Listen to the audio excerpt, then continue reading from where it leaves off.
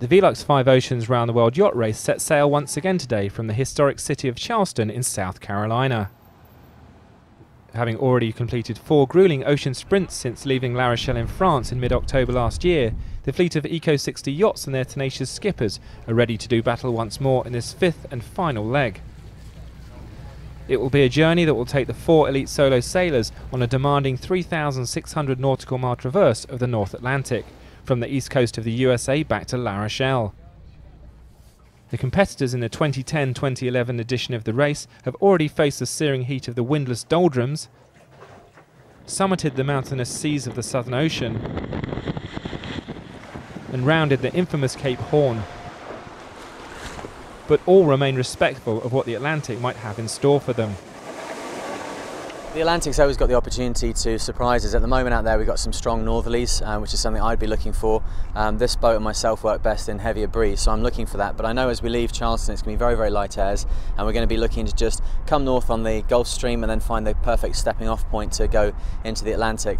It's a shorter race, and in such it doesn't seem to hold the same kind of peril of the others, but the Atlantic is the Atlantic and it's still got the opportunity to surprise us.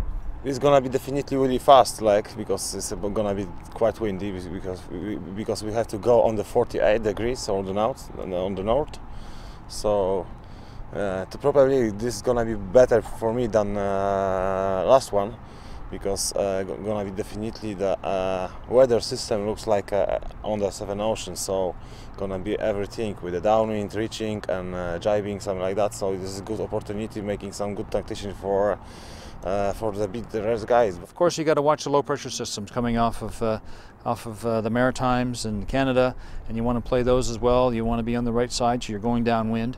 So it's a pretty tactical leg. You can be on the wrong side of things and find yourself out the back pretty quickly. So everybody will be watching that. Of course, it's a quick sprint, and we're only 3,500 miles from here.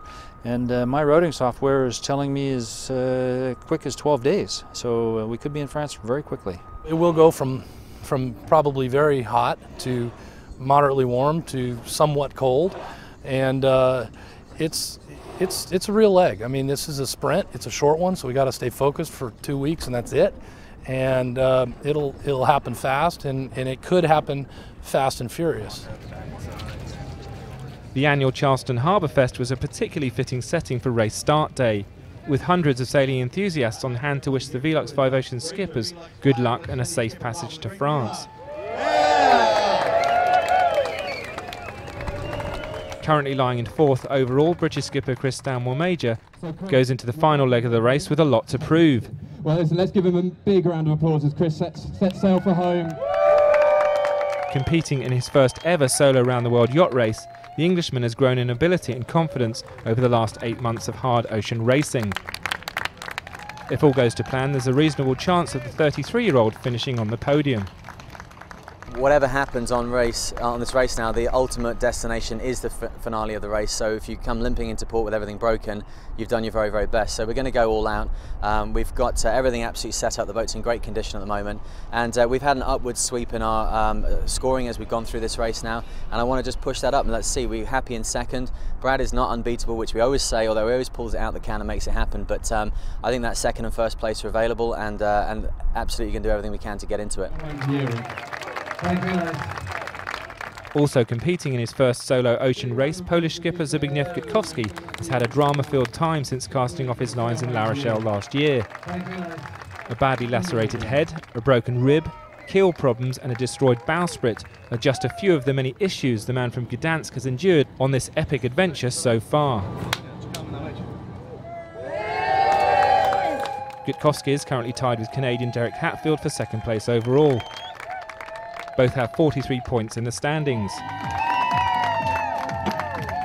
Ocean Sprint 5 is set to be a hard-fought affair between these 2 world-class skippers, with both desperate to beat the other on this final sprint across the Atlantic. I definitely have to take a fight with the Derek. Everything correct with the notice of race. So let's see who's gonna be best.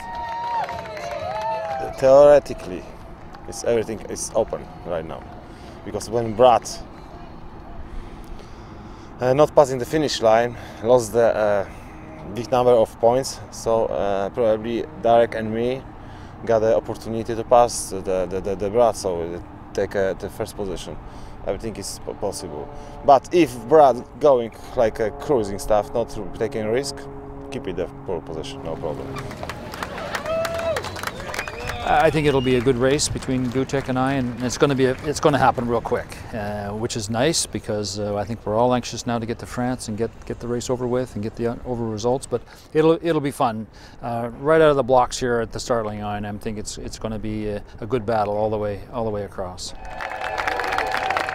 While Hatfield and Gutkowski are scrapping it out, race leader and local hero Brad Van Loo will be hoping that he can stay out of trouble. The native of Charleston has been a class act during this 8th edition of the race. The 43-year-old has made a clean sweep of the 4 ocean sprints contested so far. Van Loo has an unassailable lead in the points table, but still has the pressure of finishing the last leg before he can be crowned champion. I'm not just going to roll over, but I'm also not going to take huge risks that could compromise my overall position. So we'll just have to see how those guys lock horns, and once we enter the ring, who starts swinging what punch, you know?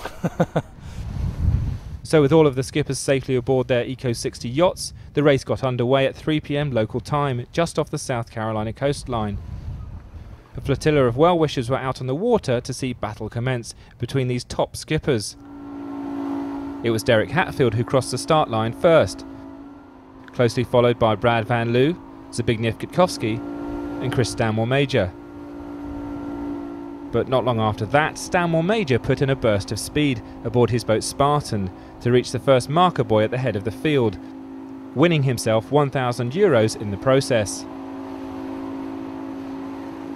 While blue skies have been present for the vast majority of the Velux 5 Oceans stopover in Charleston, during the opening miles of the race the competitors were greeted by a blanket of low cloud, with the threat of stormy weather a distinct possibility.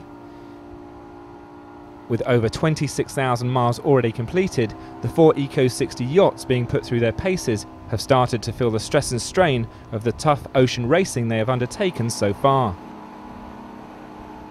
As already well documented, Zbigniew Gutkowski has had a multitude of technical issues aboard his boat Operon Racing over the last couple of legs, while Derek Hatfield admitted for the first time on race start morning that he too has a couple of concerns about his yacht Active House. However, the Canadian is staying tight-lipped about the exact nature of the problems playing on his mind. With so much at stake going into the last leg, it remains to be seen just how hard the 4 skippers dare to push their boats on the way to France. Although Brad Van Loo is odds-on favourite to win the 2010-2011 edition of the Velux 5 Oceans, there's a lot of hard-fought racing still to go, and podium places up for grabs. Weather permitting, the fleet of Eco 60 yachts is expected to be dockside in La Rochelle in about 12 days' time.